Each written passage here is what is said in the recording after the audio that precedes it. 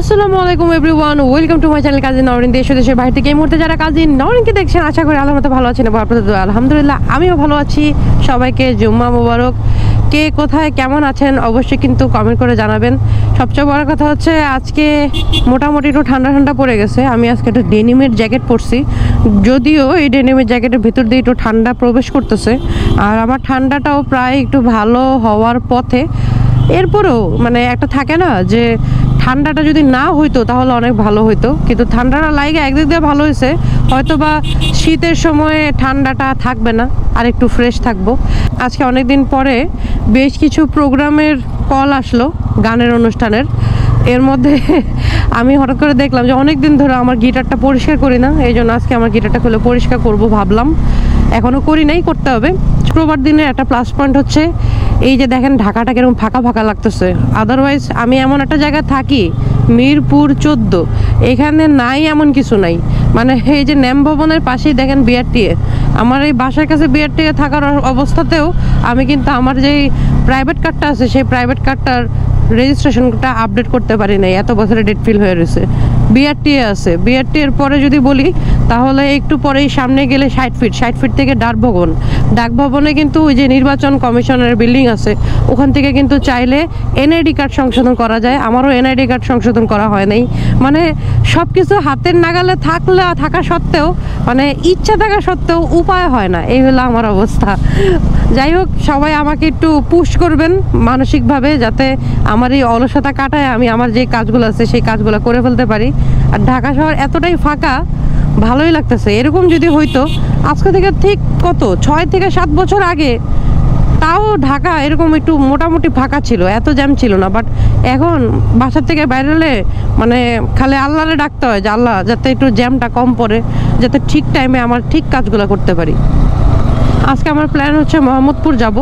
মোহাম্মদপুরে আমার একটা ভাইয়া আছে, ওনার নাম হচ্ছে ইউরি ভাই, ওনার কাছে যাচ্ছি। আমার একটা কিবোর্ড আছে, ছোট কিবোর্ড, মিডি কিবোর্ড, যেটা কিনা পোর্টেবল মিউজিক কম্পোজিশনের জন্য কাজে লাগে। ওই জিনিসটা আমি নিয়ে যাব ঠিক করানোর জন্য। দেখেন বলতে না বলতে জ্যামে পড়ে গেছি। জ্যামটা ছাড়ার পরে আপনাদের সাথে কথা বলতেছি।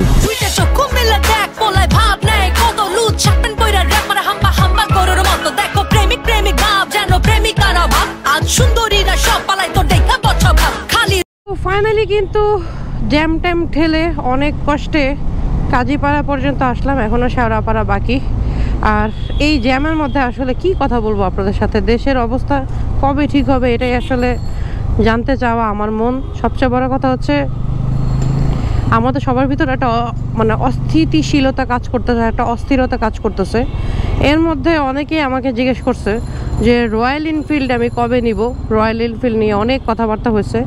আনফর্চুনেটলি আপনাদেরকে আমি বলতে চাই এই মুহূর্তে আপাতত আমার রয়্যাল এনফিল্ড নেওয়া হচ্ছে না, বিকজ অফ আপনারা সবাই জানেন রয়্যাল এনফিল্ড যখন লঞ্চিং হয়েছে আমি বেশ কয়েকবার চেষ্টা করছি এই রয়্যাল এনফিল্ড বুকিং দেওয়ার জন্য, কিন্তু বুকিং আজকে দিলে ধরেন এটা আগামী বছরের একদম মাঝামাঝি অথবা শেষের দিকে ডেলিভারি পাবো। তো ততদিনে বাংলাদেশে বেশ কিছু মোটরসাইকেল লঞ্চ হয়ে যাবে। অলরেডি শুনতেছি যে জিক্সারের SF 250, তারপরে জিক্সার 250 এগুলো লঞ্চ হয়ে যাচ্ছে। সো অনেকগুলো হায়ার সিসি কিন্তু অলরেডি লঞ্চ হয়ে যাচ্ছে এর মধ্যে আবার জানুয়ারির দিকে শুনলাম TVS-এর হায়ার সিসি ঢুকবে। তো এতগুলো হায়ার সিসির মধ্যে অনেকগুলো অপশন চলে আসবে। ততদিনে রয়্যাল এনফিল্ডে অ্যাভেলেবেল হয়ে যাবে। তখন যদি ভাগ্যে থাকে আপনাদের কাজী নওরিন নিতেও পারে যে কোনো আর একটা হায়ার সিসি বাইক। তবে আপাতত আমি আমার এই 250 সিসি নিয়ে অনেক হ্যাপি আছি। আমার N250 নিয়ে আমি আপাতত মুভ করতেছি। আপাতত একটা 250 সিসি তো আমাদের আছেই, হায়ার সিসি তো একটা আছেই। এরই মধ্যে আমার বেশ কয়েকটা বাইক আমি সিলেক্ট করে রাখছি যে কোন কোন বাইকগুলো আমার কেনার টার্গেট। এটা আমি এখনও বলবো না, এটা নিয়ে আমি পরবর্তীতে আরও একটা ভিডিও আপনাদেরকে দিব। তার আগে আপনারা আমাকে বলেন যে আমার এই N250টাকে আমি কি মডিফিকেশন করতে পারি। বিকজ অফ আমি ইন্ডিয়াতে অনেকগুলো শর্টস রিলস এগুলো দেখছি, যেগুলোর মধ্যে এই N250 এত সুন্দর করে মডিফিকেশন করছে, মানে একেবারে পুরো মাথা নষ্ট। মানে লিটারালি মনে হয় কি যে জাস্ট ওয়াও, মানে বাইকটারে সেই একটা লুক দিছে। কেউ দেখছি যে এক্সজস্ট খুলে নতুন একটা এক্সজস্ট লাগাইছে। আর আমাদের দেশে যেহেতু এক্সজস্টটা একেবারে ইললিগাল, সেই জন্য আমি এক্সজস্টটা লাগাইতে পারবো না। কিন্তু এক্সজস্ট খুলে ফেললে কিন্তু অনেক লাউড সাউন্ড হয়, অনেক লাউড সাউন্ড। এক্সজস্ট খুলে ফেলবো কিনা আপনারা আমাকে বললেন।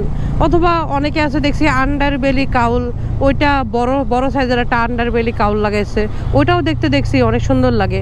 তারপরে দেখছি ওই যে ওইটা জানি কি বলে, কুইক থ্রোটল, কেটিসি, ওই কুইক থ্রোটলটাও লাগাইছে অনেকের দেখছি। তারপরে সামনে যেই হেডলাইটের যেই ডিআরএলগুলো আছে, ওই ডিআরএলের মধ্যে দেখছি লাল রঙের চোখ লাগায় ফেলাইছে, হলুদ রঙের চোখ লাগায় ফেলাইছে, ভালোই লাগে দেখতে। তো আপনারা আমাকে জানান যে কী টাইপের মডিফিকেশন করলে ভালো লাগবে, কিংবা কিছু আইডিয়া আমাকে দেন। আর আমার তো ইমেল অ্যাড্রেস দেওয়াই আছে, প্লাস আমার হোয়াটসঅ্যাপও দেওয়া আছে, ওইখানে চাইলে আপনারা ছবি আমাকে পাঠাতে পারেন যে এরকম ডিজাইন করা যায় কি না। আর তাছাড়া স্টিকার তো করাই আছে বাইকের মধ্যে, যদিও বাইকটা একটু নোংরা, স্টিকার তো করাই আছে। স্টিকারটা দেখতে ভালোও লাগে, খারাপ লাগে না। কিন্তু যদি সাথে একটা মডিফিকেশন হয় তাহলে কিন্তু মন্দা হয় না। মডিফিকেশন করলে বাইকের লুকটাই চেঞ্জ হয়ে যাবে, একটা থাকে না একটা স্পোর্টি টাইপের একটা লুক দেওয়াই যায়, তাই না? আর দেখি সামনের যে এই নেম প্লেটের যে গার্ডটা আছে এটাও খুলে ফেলবো, ওটা খুলে ফেললে বাইকটা আরেকটু লুকেটিভ লাগবে। লুকিং গ্লাসগুলোও ভালোই লাগে, দেখেন লুকিং গ্লাসের ভিউটা কিন্তু সুন্দর, আমার কাছে ভালোই লাগে। মানে একটু এই জায়গাটা মনে হয় যে মোটা রড, ভালোই লাগে। যাক, কার কার কি মোটরসাইকেল কে ব্যবহার করতেছেন অবশ্যই কিন্তু জানাবেন। আর মোটরসাইকেলে কি কাজ করতেছেন, কি ইঞ্জিন অয়েল ব্যবহার করতেছেন জানাবেন। আর যদি মনে করেন যে আমাকে ছবি পাঠাবেন, ছবিও পাঠাতে পারেন। আপনাদের থেকে সবচেয়ে সুন্দর যে মোটরসাইকেলের মডিফিকেশনের ছবিটা, ওইটা আমি আমার নেক্সট ব্লগের মধ্যে আপলোড দিব। এটা কিন্তু একটা খুব সুন্দর একটা স্টেপস, মন্দা হয় না, ভালোই হয়। আমাকে পাঠায়েন, আমি সেটা আপলোড দিব, ভালোই হবে। এই রোডটা দিয়ে লাস্ট যখন আন্দোলন হয়েছিল, ওই আন্দোলনের সময় একবার ঢুকছিলাম। ঢোকার পরে ওই সময়টা এত গাছগাছালি ছিল না, এখন তুলনামূলক অনেক গাছগাছালি হয়ে গেছে, বেশ ভালো লাগতেছে। সাইড দিয়ে যাই একটু, হ্যাঁ বাহ, ভালোই লাগতেছে। যখন আন্দোলনের সময় এই জায়গা দিয়ে গেছিলাম, তখন এই আন্দোলনের যে ছেলেমেয়েরা আছে তারা আমাদের সবার রাস্তা আটকায় দেয়, রোড ব্যারিকেড দিয়ে দেয়, যার কারণে আসলে আমি যাইতে পারি নাই। এখানে একটা খেলার মাঠ আছে অনেক সুন্দর। যাক, অনেক দিন পরে এরকম খেলার মাঠ দেখলাম। না জানি এই খেলার মাঠ কবে ভাঙ্গা বাড়ি বানায় ফেলায়, বলা যায় না। আমার কানে কিছু হিন্টস আসতেছে যে 24 তারিখের মধ্যে জিক্সার 250 এবং জিক্সার SF 250 বাইকটা বাংলাদেশের মাটিতে আসতে পারে। তো এই ব্যাপারে আমি ম্যাপস ইউনিয়নের সাথে কথা বলবো। ম্যাপস ইউনিয়নের মনির ভাই আমাকে মানে উনি তো অলরেডি আমার উপর রাগ করে আছে, বিকজ বেশ কয়েকদিন ধরে আমাকে উনি বলছে যাইতে, বাট আমি বেচারি যাইতে পারি নাই, সামহাও ব্যস্ততা ছিল। বাট এইবার ভাবতেছি মনির ভাইয়ের সাথে দেখা করব, এবং দেখা করে জিক্সারের ব্যাপারে এবং জিক্সার SF 250-র ব্যাপারে ইন ডিটেলস কি জানা যায় সব কিছু যাই না আপনাদেরকে জানানোর চেষ্টা করব। তবে আমার মন বলতেছে যদি জিক্সার SF 250 মার্কেটে ঢুকে আর সেটা যদি খুব সুন্দর একটা প্রাইজে আমাদেরকে অফার করে, তাহলে মেবি এইবার একটা গেম চেঞ্জার একটা বিষয় হইতে পারে। কজ রয়্যাল এনফিল্ড অবশ্যই ক্লাসিক 350 বলেন কিংবা হান্টার 350 বলেন 3,40,000 টাকা থেকে শুরু হয়েছে, সবই ঠিক আছে। বাট এত কিছুর পরেও যদি টেকনিক্যালি চিন্তা করেন, রয়্যাল এনফিল্ডের মধ্যে কিন্তু সেই ঘুরে ফিরে 5টা গিয়ার, মানে আমার N250-তেও 5টা গিয়ার।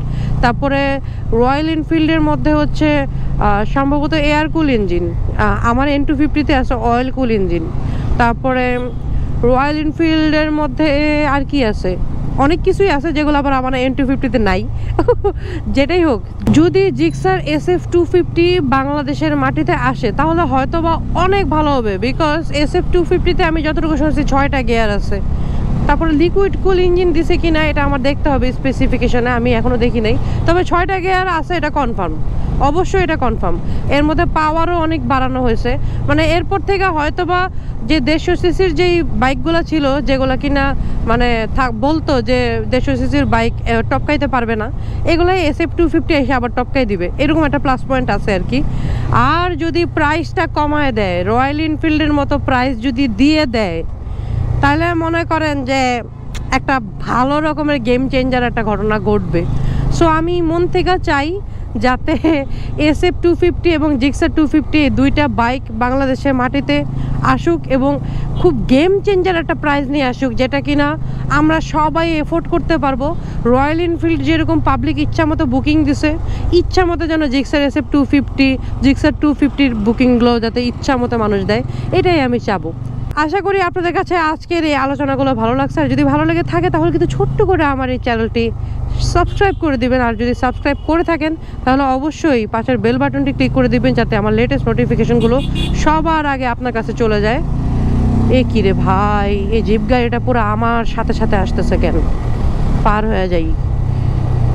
এখানে হচ্ছে হায়ার সিসির মজা, বিকজ অফ আলহামদুলিল্লাহ হায়ার সিসিটা সক্ষম সুন্দরভাবে অতিক্রম করতে। আর গাছগুলো এত সুন্দর লাগতেছে মাশাআল্লাহ দিলে, জাস্ট ওয়াও, অস্থির অস্থির। সো বন্ধুরা, আজকে এখানে আমার ভিডিওটি শেষ করছি। যদি ভিডিওটি ভালো লেগে থাকে তাহলে যেটা বলছি সেটা করে দিয়েন। This is your cousin Arin signing of.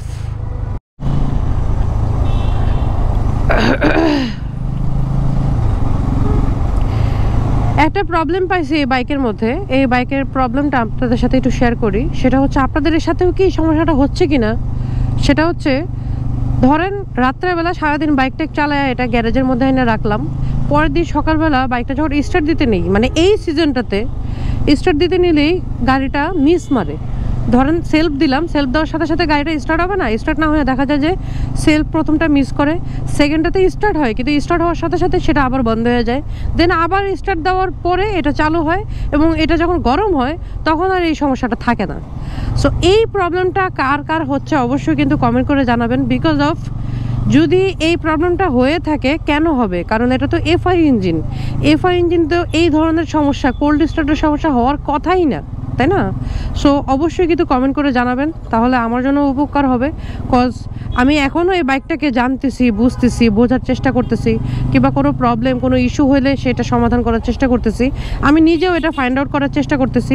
অনেক মানুষের কাছে আমি যেটা এই সম্পর্কে জানতে চাইছি, ইভেন অনেক মানুষের কাছে আমি মানে জিজ্ঞেস করছি, তারপরে সার্ভিস সেন্টারেও খোঁজ নিছি যে এই সমস্যাটা কেন হচ্ছে। তো আপনারাও জানাবেন, আপনারা জানালে আমার জন্য সেটার উপকার হবে।